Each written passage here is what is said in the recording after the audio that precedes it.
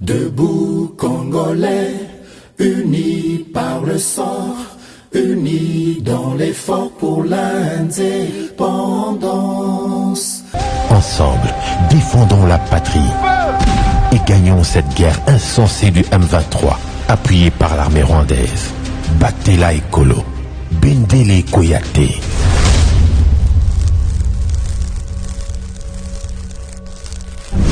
Voilà, fidèles abonnés, chers téléspectateurs de GCAM Télévision. Et c'est moi, Minkoé Babino et Belé na etando ya GCAM Télévision. Partout où vous trouvez à travers le monde, Samba Olonga Pesibino. Matondo mingi pour la fidélité, matondo mingi pour la confiance. O Bopé Sakabiso Poto Milabino, Basango Yamae Eleka Kanakati. Ya République démocratique du Congo, P na Nzinga. Bouébiete, chaque fois été émission Elingaka Ebanda, Tozaranatina ko rappelé Bino était. Justice ya Nzambe muto mokote aishapaka na contrôle nango. Soko mi bengaka ganki, soko mi bengaka yanke.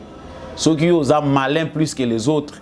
Soki yo kanisi que likolo no muto azalaka te yeba liso Nzambe zo mona yo.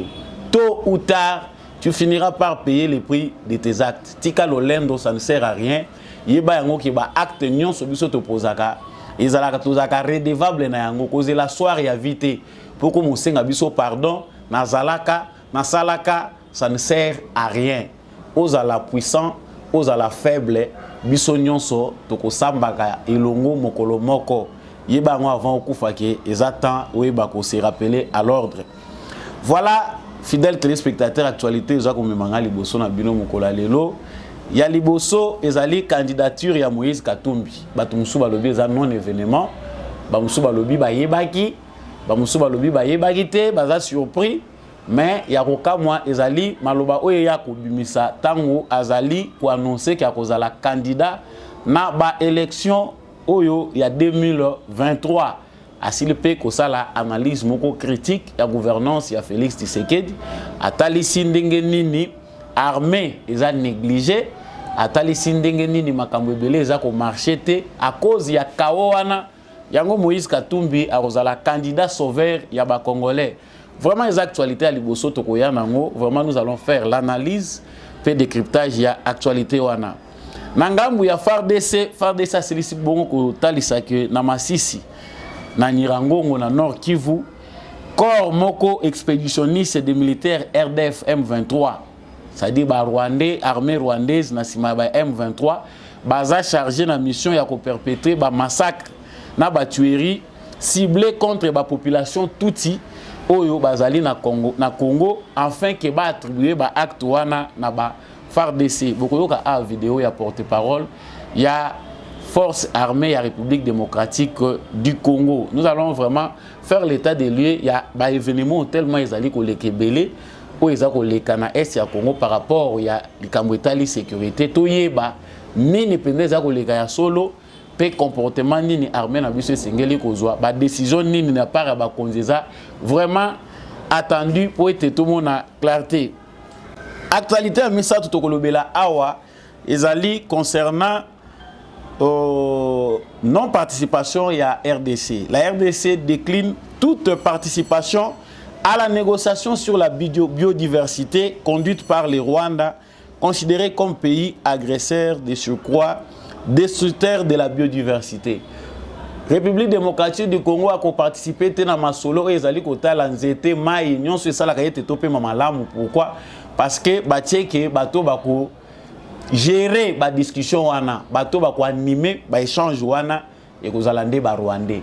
Yango bokozala awa na occasion ya kolanda mama Eve Bazayiba oyo atelemeli likambo yango en tant que ministre de l'environnement na compte ya RDC à lobi biso toko participer te parce que tozali ko mona ngo injuste que pays oyo ezali destructeur ya biodiversité na makambo ezali koleka na est ya Congo bazali impliqué bazala pays oyo eza choisi pona ko animer makambo oyo injustice ya modèle oyo nanu tomona te mama bazali balobeli yango ezali actualité to kosukisa nango basango ya mukolo ya lelo kasi to kosukisa pena message oyo eza dédié na président de la République na bayike bato baza kolela mingi na likambo etali compagnon de lutte na bango muto babundaki na ye balobi président mozota la liboso ozokende talaka pe bato otikaki na sima wana eza parenthèse autre kosukisa nango émission Oyo. Encore une fois de plus, vous êtes les bienvenus na kati ya émission Oyo Debout Congolais so ezamba liboso ozomona elongia samba olonga to sala ndeni. Abonnez-vous pour ne jamais manquer notre actualité et surtout que vous allez FARDC na motema. Tu veux que ils ont biso devoir ya kozala toujours na sima ya patrie na biso, ils ont devoir na citoyens so congolais, que ça soit de manière naturelle, que ça soit par adoption. Tozali na tina, ozala chinois, ozo identité congolaise, ozana devoir civique ya ozala sima ya mapinga ekolo. Bozuite ba identité kaka po bo bénéficier nango sur le plan commercial ou bien par rapport à l'intérêt boye ko luka. Ya tozo senga pe mingi na ministère na biso intérieur, ministère na biso culture. Il faut plutôt créer un ministère ya rééducation civique et morale na ebité. Changement de mentalité sur les océans tout ça lango. Il faut que tangisa na bapaya oyo bazali ko koma ba congolais par adoption ni nesengeli ko sala pona ko zala congolais. Est-ce kayebi ko yemba debout congolais? Wana ezaki nango parenthèse na koti sika awa na actualité ememinga mokolo ya lelo liboso na bino.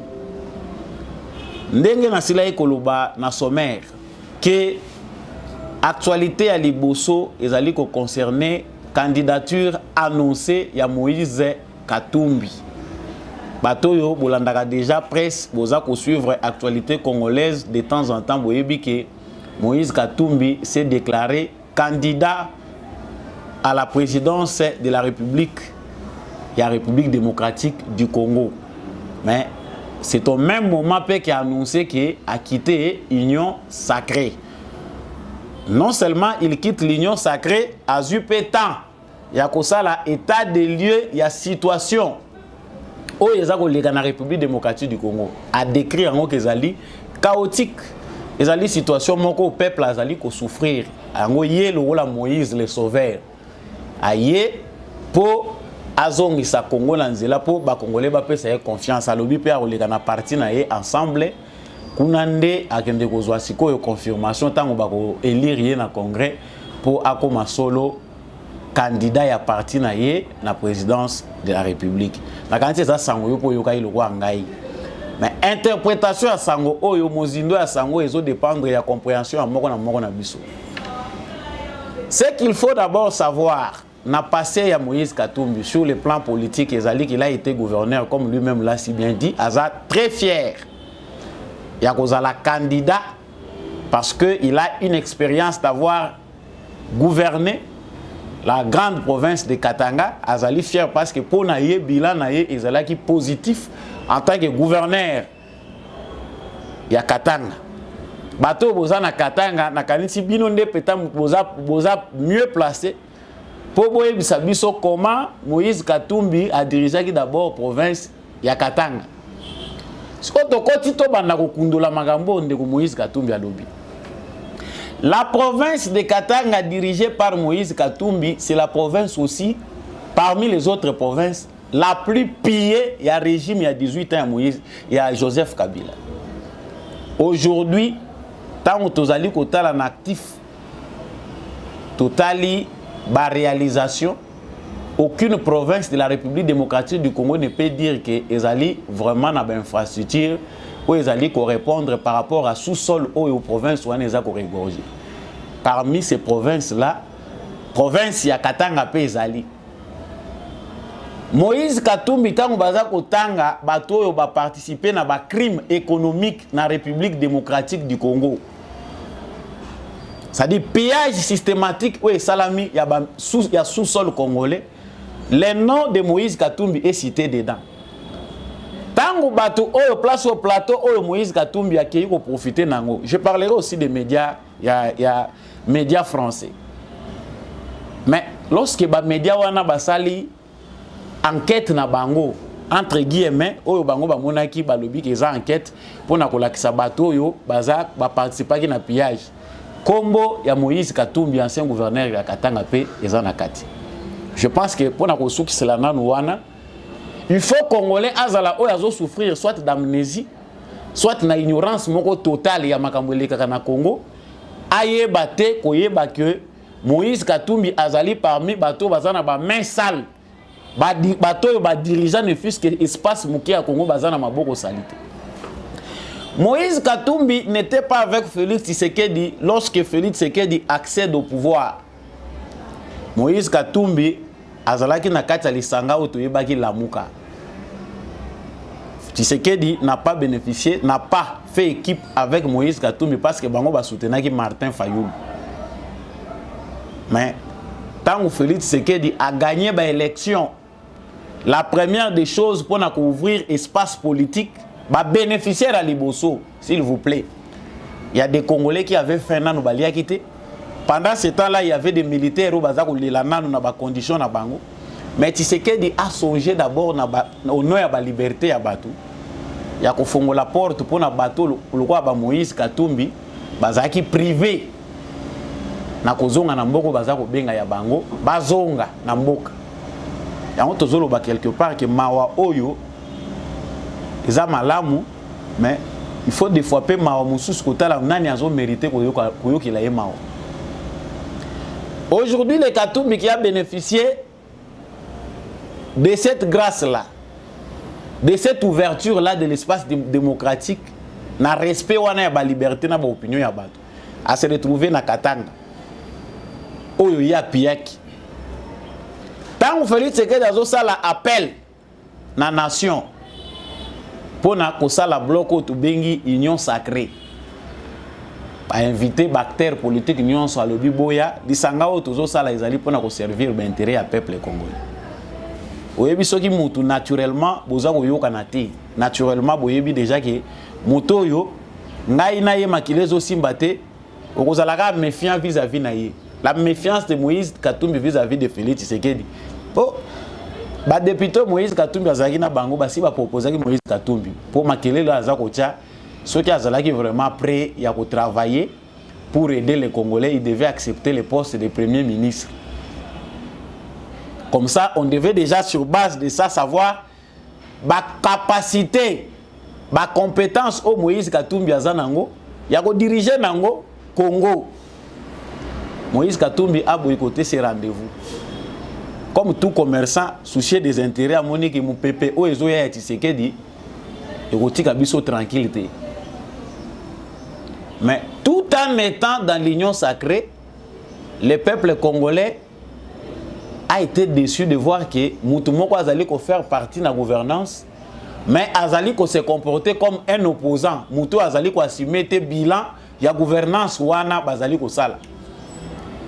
C'est-à-dire, lorsque Katumbi critique Félix Tshisekedi, Katumbi oublie que Yépé Azali ko faire partie de la gouvernance wana sur base il y a des députés na union sacrée na ba ministre ya Tindaki. C'est pour la première fois qu'il y ait une ambiguïté ya modèle wana na République démocratique du Congo pe na mukili mobimbo. Sikoyo ba Congolais basi ba yebaki na bango ke Katumbi vu que plus de 40 députés il y a plateforme naé ensemble, déjà basi ba désavoué. La majorité des Congolais va comprendre que les Cambo y a des pères et des mères et comme il rôle l'attaque ciblée orientée vers Katumbi. Alors que la loi dans sa nature vise à protéger tous les Congolais par rapport à la réalité autoconnaître et infiltration. Mais et comment il rôle la Cambo ya Katumbi?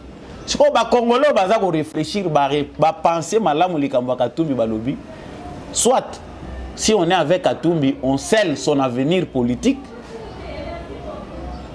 oyebi ke ndenge naza boye naza d'office assimilé na bateau bazali na nationalité douteuse ou bien bateau bazali considéré de la part de la majorité ba Congolais comme ba étranger soit je quitte Katumbi na kena ngambo ya Tshisekedi na kubunda na pona s'adapter na changement mais nazala au moins salite que nazana identité à bapa. Je pense que par rapport à cette réflexion là ba Congolais belé au bazala qui attiré par organisation politique ya Katumbi par parti politique na ye ensemble mutu na mutu ayebaki ko sala choix na ye. Bato ba monaki ke na ngambo ya Félix Tshisekedi baza ko se retrouver te par rapport ya mbongo. Parce que nous savons que le parti de Moïse Katumbi fonctionne sur base de l'argent de Katumbi, qui est un investissement. Mbongo yo Katumbi atiaka na politique na parti na c'est un investissement. Il investit dans les gens, il investit dans ba structure, azako somba ba politicien na ba journaliste ayebi que gain de cause eza mokolo hier comme président. Je n'ai pas dit. Mais mokolo ndenge yazo kanisa comme président, maintenant il va récupérer son investissement. Ezaka ndenge moko ndenge zaka na ba faire. Mais qu'est-ce qui blesse aujourd'hui? Parce que Batebele Bakotuna ngai mais likambo ba Katumbi mais est-ce qu'il n'a-t-il pas le droit de postuler? Il faut Awato réaffirmer qu'il a le droit de postuler d'abord au poste du président de la République. Moto Oyo azali na nationalité congolaise. Ça c'est d'abord écrit dans la Constitution. La Constitution congolaise est une exclusive. Et ça na nationalité muto, ce que nationalité congolaise, c'est-à-dire au perdre wana mususu. Selon la Constitution. Si tu as un pour bateau, bazana ba document ba aider biso. La recherche sur biso moko permettre biso te. Moïse Katumbi a combien de nationalités? Par rapport à la nationalité au Yazanango, est-il possible que Seni, après avoir examiné la candidature de Moïse Katumbi, a permettre que Azala candidat président de la République? Ça, on met entre parenthèses, on met de côté. Il y a des affaires en cours sur le plan judiciaire. Oyo et Koko Salake Lelo Tolobi, Moïse Katumbi, justice congolaise et Kangaye.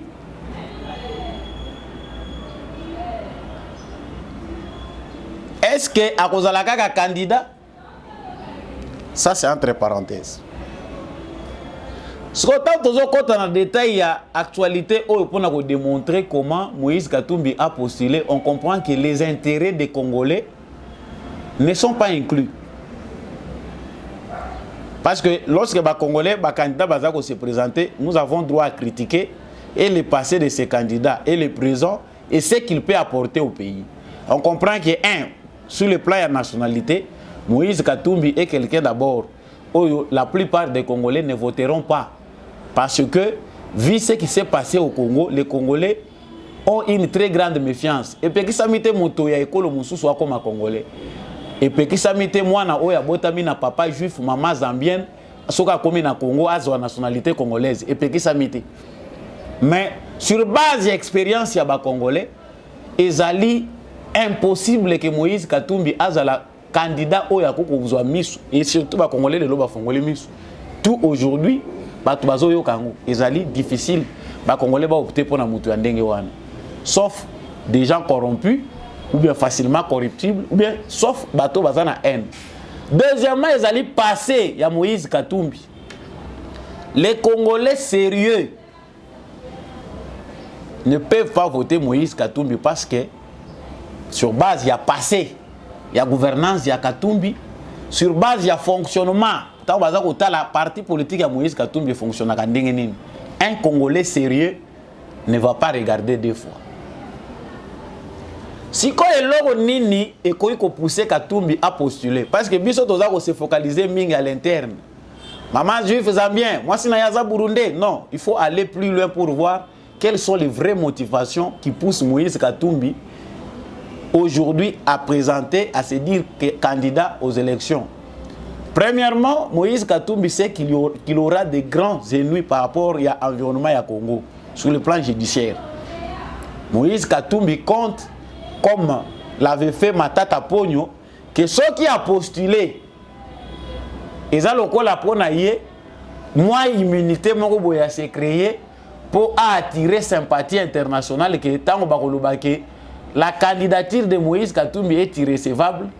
Baké c'est résonance où ils ont parrain, il y a des candidats mafieux dans la politique du Congo, bakoganga balobi ces élections là ne sont pas inclusives. La candidature tozo comme ma place one. Moïse Katumbi na plateau à TV5. Je souhaite m'apprendre un bout kakaya ba question na ba réponse au Moïse Katumbi à répondre pour approfondir l'analyse et puis on revient. Comme la situation continue à être chaotique, je dois sauver un peuple en danger. Et je serai candidat en 2023. Mais je dois avaliser ma candidature au congrès de notre parti le 19 à Lubumbashi. Donc, je serai candidat parce que j'ai une vision pour mon pays et j'ai un bilan quand j'étais gouverneur et j'ai de l'expertise aussi. L'entretien exclusif de Moïse Katumbi, c'est à retrouver en intégralité sur notre site internet www.france24.com, également sur nos antennes dès 20h10, heure de... Na se contenté mingi na forme T, je me suis contenté dans les fonds. Les questions posées à Moïse Katumbi sont des questions à la française pour les intérêts des Français. Les réponses de Moïse Katumbi sont aussi à la française, sur base de l'orientation française. Comment un tel candidat peut profiter aux Congolais? La France aujourd'hui est classée parmi les pays où les Congolais ont méfiance dans Bango par rapport à soutien qu'on a apporté dans le régime Kagame. Mais Batouni na Moïse Katumbi, mituna moko clair, simple. Oyo même bana oyo baza na école primaire baza ko yeba actualité politique congolaise ndenge za ko leka ba ko répondre simple. Bon, l'agresseur du Congo c'est le Rwanda. Le pays agresseur c'est le Rwanda. Mais on pose une question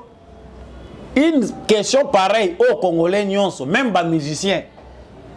Baza ko répondre na facilité nyonso, même ba musiciens oyo peut-être baza ko sepela na bango na Tshisekedi te. Mais lorsque baza ko poser question à Boye, baza ko désigner directement l'agresseur. Mais Moïse Katumbi dévie la question pour s'orienter dans M23. Qui ne sait pas que le M23 c'est un mouvement rwandais, c'est l'armée rwandaise au service au Congo. Deuxièmement, et là on a comprendre que Moïse Katumbi a parlé le langage des Français. Parce que les Français ont joué sur le plan médiatique, les Congolais que nous condamnons l'agression du Rwanda. Tout ça, qu'on condamne l'implication à Rwanda dans M23. Mais dans les fonds, il faut autre chose. Voilà que sur le plateau de télévision, Moïse Katumbi parle le langage français. Qu'est-ce que la France peut bénéficier d'un tel candidat? La France, candidat le rôle Denis Mukwege qui ne s'est pas encore prononcé, mais Batounaye Bassi Balobi il est le candidat idéal. La France, à travers ses médias, Bassi Babani Dakosa, il est publicité. Denis Mukwege, Moïse Katumbi, pour ne citer que ceux-là, Martin Fayoulou, Baza candidat Oyo, Bakozala na bénéfice, il y a France. Pourquoi? Parce que la France ne veut pas que les Congolais voient clair. France, ils ont besoin que les politiciens à Congo, les politiciens comme Moïse Katumbi. Ça permet à la France d'avoir une mainmise dans la politique à Congo. Ce qui Tshisekedi dans l'équipe sous Makassi, si avec Félix Tshisekedi la France ne se retrouve pas, ce sont les candidats comme Moïse Katumbi qui peuvent permettre les candidats français de souffle.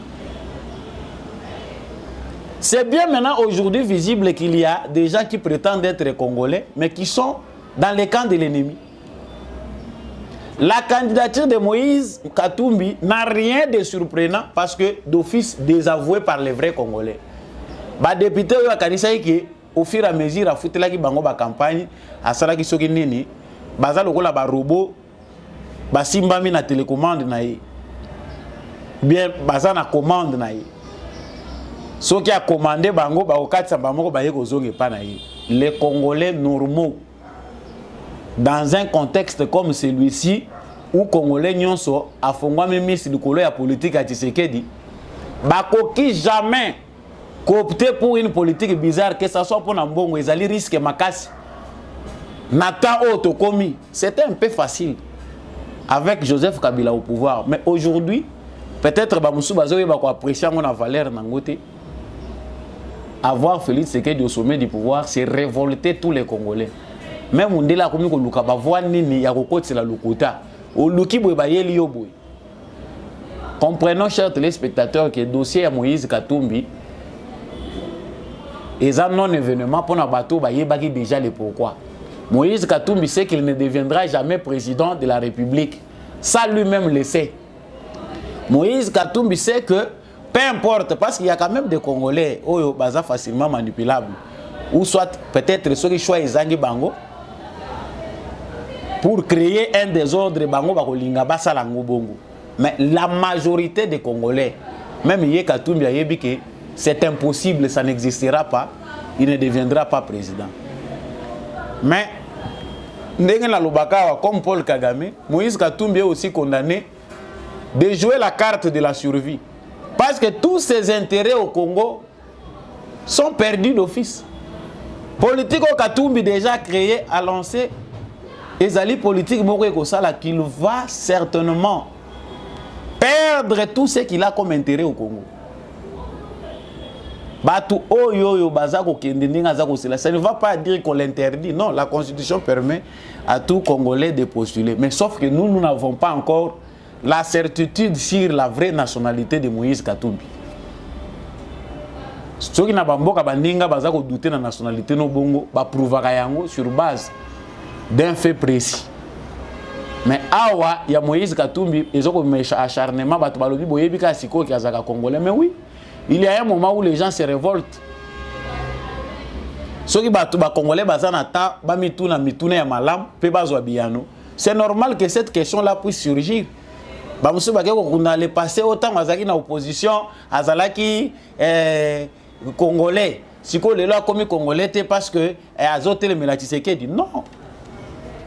Dans l'opposition, Babande Koboya Mutute, Soko et Komagi, pour ceux qui Moutaouti pas Kabila, à l'objet Azoko Yaboya comme opposant, il est en train de combattre Kabila. Ceux qui Boboye, ça devait être très mal vu. Comment Moutaza soutenir le changement, Bino Bozoko Boakaï. Il y a se retrouver avec d'autres tops au sein de l'opposition à l'époque.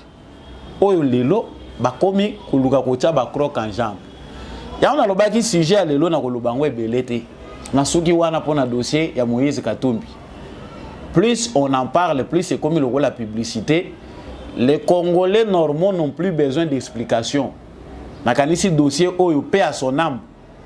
Notre célèbre Kadiombo, Abeta Masolo à Moïse Katumbi Oyo avant Koufa Batouazolo. Mais l'élo, tout est maintenant visible. Les mêmes méthodes se répètent. Tant qu'il y a encore des gens, sur base de l'Ibumuna Bango, sur base de Makamwe Bele, où ils ont se retrouver dans le Congo, ils vont continuer à Katumbi pour les moyens, l'argent. Le Congo, tout va continuer à faire le débat local. Mais si les Congolais conscients, Oyo, Tozali et Bele, vont comprendre qu'il faut sauver le Congo, il faut des bonnes lois. La loi au Bazako Sala ya na Congo, ils allaient mériter que bon comparer à États-Unis et à France. Non. Biso Congo na tokomi na niveau anati. Nous avons le temps, vu notre passé, vu au politique à Congo est commis niveau banyoko libiso, il faut tous en avoir loi moko eza rigide.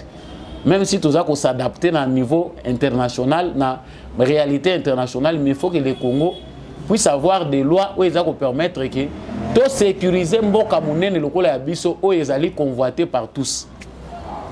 Voilà. Deuxième dossier Tolobaki Tokolobela awa ezali kamboba FARDC. Recette oyo basi balobaki que ezako marché té. Cette recette il y a bandeko na biso topé ba congolais qui se disent des touti congolais qui n'ont pas existé au Congo avant l'indépendance. C'est un sujet dont on en parle. Le FARDC découvre que Namasisi na Nirangongo, c'est dans le nord Kivu. Ezali naba militaire moko rwandais chargé d'exécuter les sales boulots. Na Conseil de sécurité, la RDC a demandé des preuves au Rwanda pour nous montrer ici kanini oyo bazako massacrer batu. Et si kanini oyo FDLR a bandi ko attaquer Rwanda à partir du sol congolais. Combien de FDLR bazali na Congo sur base ya ba preuve, ba mécanisme de vérification ezali ba kende ba vérifier. Mais comme Paul Kagame sait toujours faire des manœuvres pour duper l'opinion internationale ou soit pour exécuter les complots internationaux, abandi sikoyo ko créer chaos oya moko pour trouver la excuse na Nations Unies oyo pression ezali ki ba sanctionner à présentant la excuse qu'il y a un problème qui se passe au Congo que la communauté internationale ignore. Suivez d'abord le porte-parole de l'armée. Les forces armées de la République démocratique du Congo suivent avec attention l'évolution de la situation sécuritaire dans la province du Nord Kivu, particulièrement dans les territoires de Masisi et de Nyiragongo. En effet, les faits probants et des renseignements précis font état de la présence dans ces entités d'un corps expéditionnaire des militaires des forces de défense du Rwanda, chargés de perpétrer des massacres et des tueries ciblées contre les populations tutsi-congolaises afin d'attribuer ces actes ignobles aux forces armées de la République démocratique du Congo et de trouver un alibi convaincant pour justifier l'agression devant l'opinion internationale. Les forces armées de la République démocratique du Congo, qui connaissent et suivent de près les mouvements de l'armée rwandaise, abusivement appelée M23, venue du Rwanda pour se livrer à cette sale besogne, condamnent avec la dernière énergie la planification et la volonté manifeste de commettre ce pogrom. Professionnels dans leur agir et respectueuses des droits de l'homme et du droit international humanitaire dans la conduite des opérations, les forces armées de la République démocratique du Congo restent déterminées à démanteler et neutraliser tous ces militaires rwandais infiltrés à Masisi et à Nyiragongo. Ainsi, les forces armées de la République démocratique du Congo appellent la population à plus de vigilance et à dénoncer tout mouvement et toute présence suspecte afin de rentabiliser la sécurité au profit de toute la population de ces entités territoriales. Voilà, comme vous venez de les suivre, chaque fois que Makambweko Marapasi pour Nakagame, ba nouvelle méthode teme abimisaka bastus na yowana pour na kokosa nango ko détourner attention à battre créer diversion. Kagame pendant que les M23 font semblant que bazako se retirer, bazo bisabango babima sous observation ya MONUSCO force régionale na FARDC. Kagame accueilli à alimenter les sous nase so que ba camion babandaye ko kotisa bazako kotisa les sous ba camion na ba militaire rwandais bazako sa l'expédition ya kokende ko boma bandeko na bango moko. Mais c'est grave. Si la communauté internationale jusqu'à ce point n'arrive pas à comprendre que Kagame, qu'ils ont bien menti, qu'ils ont bien protégé pendant si longtemps, est aujourd'hui devenu terroriste.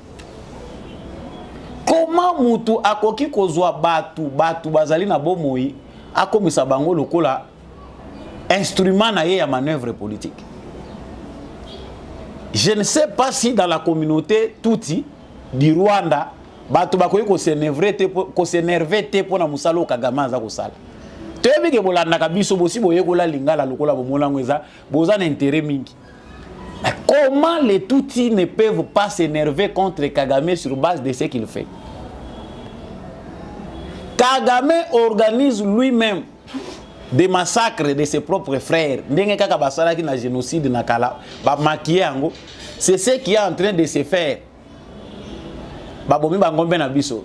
On a tué tel citoyen. Pendant ce temps-là, des associations payées par Kagame, de jeunes gens payés par Kagame, dont certains sont en train même de vivre au Congo, na Kinshasa. Ils sont dans les réseaux sociaux en train de prendre des photos. Même il y a Batou Bakoufa Kala, Bazako publié. Balobi, voilà les massacres qu'on est en train de commettre. Bafar Dessena, Baf de l'air, Bazako Boma. Voilà comment on est en train de tuer.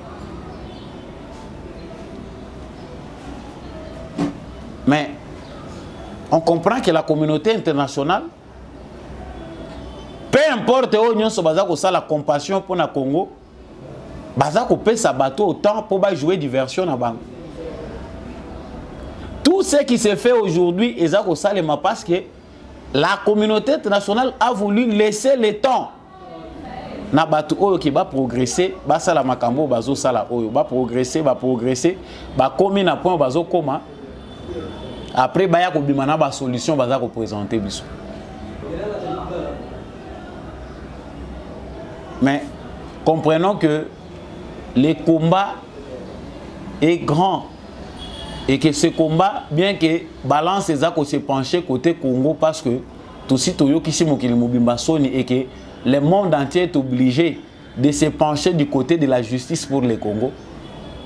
Mitema nazako beta ngo sete botangisa ngo na bana mitema ya mokili mobimba ezana bisote ba linginde ba richesse ya Congo. Chers téléspectateurs, Babiloko ya ba massacre kolobelango tout le temps, ce n'est pas facile pour certains pour te dire que batwaza ko lala ka ba pongete pona biloko. C'est horrible. Et loko nini bandakate ici la kate. Pendant qu'il est en train de pleurer devant cette même communauté internationale qui beaucoup ko accuser nga moko ndenge nini, Kagame invente maintenant d'autres des méthodes ya ko tuerie mususu ya sika. Mais si on ne se rend pas compte, on comprend maintenant que Congo a raison de déclarer M23 mouvement terroriste. Toutes les preuves sont là, mais que la communauté internationale des Nations Unies peine à emboîter les pas pour déclarer un mouvement terroriste. La plupart des mouvements rebelles à l'est du Congo deviennent terroristes à cause de la communauté internationale, à cause de la démarche du complot international. Yango toza koloba que citoyens congolais, il y a des gens qui participent au massacre hein, indirectement sans le savoir. Yo business na yo esali ke o kende ko sala ba faire au komi ko kende États-Unis ozozo na Kivu ezaya makila. Mais entre-temps, tu es en train de feindre que oza congolais oza ko participer bazo boma bande ko na biso. Comment peut-on vouloir une chose et son contraire? Parce qu'il y a de nos frères Oyo, nakati ya liziba Oyo nde makambo nyonso etamboli bazana bango d'accord que bandeko na bango bakufaka po bango basalaka business. Vous vous êtes assimilés à ces étrangers que nous combattons. Na ba agresseur o toza ko telemela bino pe bozana kati. C'est grave. Et là moko point moko la linga ko bosa na awao. Pendant qu'on parle de l'armée na souffrance nyonso ba militaire na biso bazomona. Moïse Katumbi se permet de révolter l'armée. À Matina Plateau, à TV5, à révolter l'armée. L'armée congolaise est négligée. Mais si on peut faire bien aujourd'hui les constats, côté la sécurité l'armée lorsque Moïse Katumbi a zalaki na Kabila, na oeza armée zalelo. Faire la politique c'est autre chose, mais avoir aussi les talents c'est autre chose. Quand on prend un analphabète, on veut l'orienter pour semer les troubles dans la classe politique congolaise, ça ne peut qu'amener ça. Yango faire de ça, ça les communiquer wana pour binonion sobo comprendre, ba congolais nyon soba comprendre, communauté internationale eyeba ce qui est en train de se passer au Congo. Que les Congolais soient des vrais renseignants pour leur propre pays. Bataille ezananu. Bien que guerre et zozong à côté ou mais tous obligé biso moko peto changer ma mentalité na biso. Pour terminer, nous avons parlé de maman Eve Bazaïba. La RDC a décliné toute participation à la négociation sur la biodiversité conduite par les Rwandais considérés comme pays agresseurs et de surcroît destructeurs de la biodiversité. Nous devons d'abord suivre déclaration à maman Eve Bazaïba et puis on revient.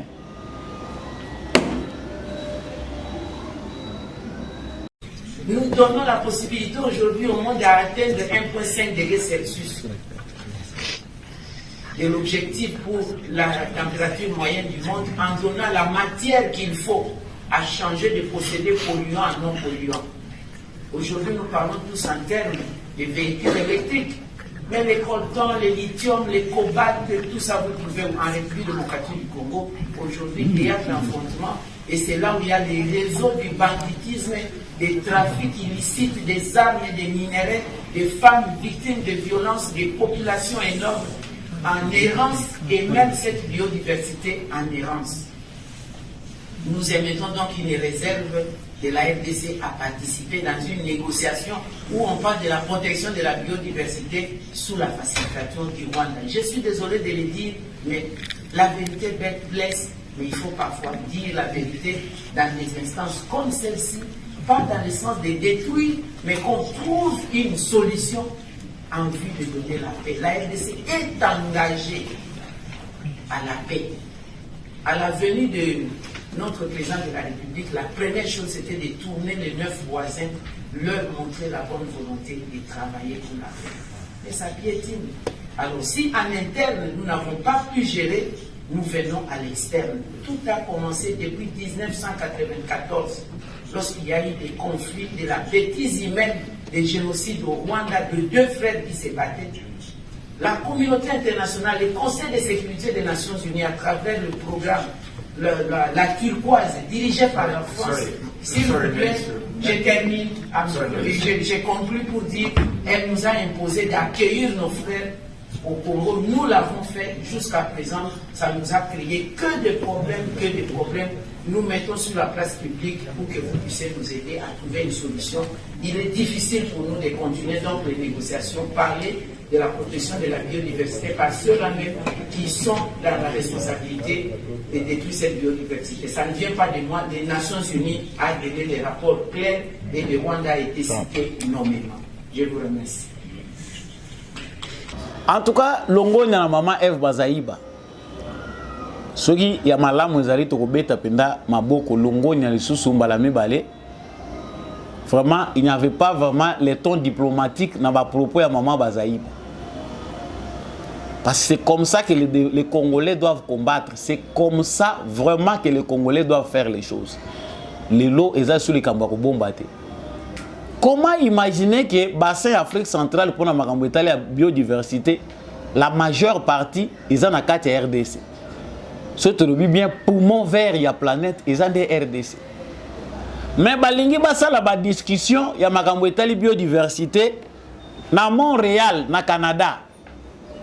On prend le Rwanda ba tiende animer ba discussion wana. Mais c'est criminel. Devons-nous conclure que le Canada soutient les crimes de Rwanda? Bato bazo sala semblant ya kozala na Congo. Donc le premier ministre canadien a penché du côté ya Rwanda. Baza kolobela makambo ya biodiversité. Parc national ya Virunga eza de temps en temps attaqué. Uta makambo e bandi Rwanda yibaka même na banyama o bazana na Virunga bakimaka bitumba bazo bomba bango na ba parc na bango na bazona bango. Mais comment imaginer que le premier ministre canadien, le gouvernement canadien bayebi ce qui se passe au Congo? Le patrimoine mondial classé par l'UNESCO, où ils ont contribué à la biodiversité, ils ont menacé d'inexistence à cause de la guerre, à cause de la massacre, de l'agression au Rwanda. Il n'y a aucun respect. Il y a patrimoine classé mondial. Mais sur base de quels critères, les pays oyo mukili mobimbeza ko condamné ba ke nekotia bango ba animer makambo wana. Yango tolobi, cette décision là, si elle vient du gouvernement, c'est une très bonne décision. Et le discours de maman Eve Bazaiba, vraiment sans embâche, ils ont des wana nde sengeli kolobana bango. Parce que à la longue, tu vas finir par kotika bango. Pembongo ango peo ba pesa ka tozo zelambongo ango tozo mona ngona noté.